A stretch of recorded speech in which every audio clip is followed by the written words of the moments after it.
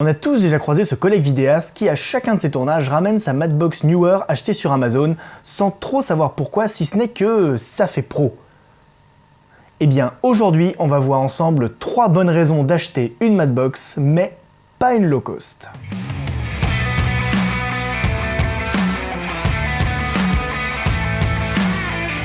Le premier usage connu d'une Madbox est de réduire les flares.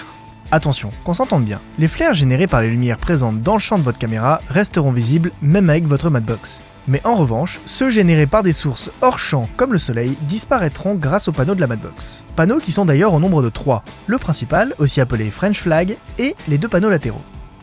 Il n'y a pas de 4e panneau sur une Madbox. Par contre, vous pouvez trouver des Madbox avec uniquement le panneau supérieur puisque c'est celui qui est utilisé le plus souvent, notamment pour réduire les flares liés au soleil. Et ça se révèle particulièrement utile quand, comme moi, vous tournez avec des optiques vintage, puisque ces dernières n'ont pas de traitement contre les reflets et sont donc particulièrement sensibles aux flares.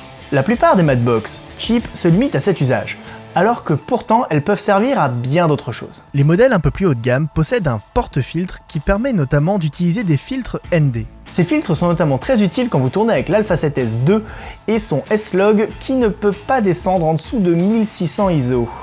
Par exemple, sur le tournage de la vidéo Joueur du Grenier spécial Harry Potter, on avait bien une Madbox, mais on n'avait pas pris de filtre ND. Et bah pour les scènes d'extérieur, on a dû se résoudre à fermer le diaphragme pour maintenir la vitesse d'obturation à 1/50e. Et par moment, on a un petit peu augmenté la vitesse d'obturation de manière à réouvrir un peu le diaphragme. Mais ça reste entre nous. L'autre intérêt d'utiliser un filtre dans une Madbox, c'est que le porte-filtre est généralement pivotant, ce qui permet d'incliner le filtre sur un axe de 180 à 360 degrés. Ceci se révèle particulièrement utile quand vous utilisez les filtres polarisants. Vous pouvez ainsi le faire pivoter afin de cibler au mieux les reflets à atténuer lors de la prise de vue. Et je rappelle à toute fin utile que quand vous mettez 2 filtres polarisants l'un devant l'autre, vous obtenez un filtre ND variable.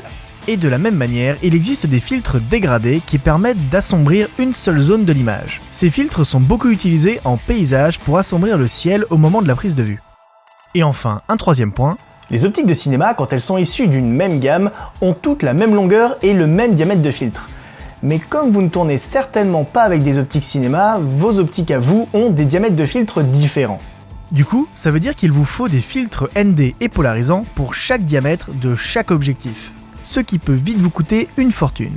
Avec une Madbox, aucun souci puisqu'il n'existe que 2 tailles de filtres, à savoir 4x4 et 4x5,6.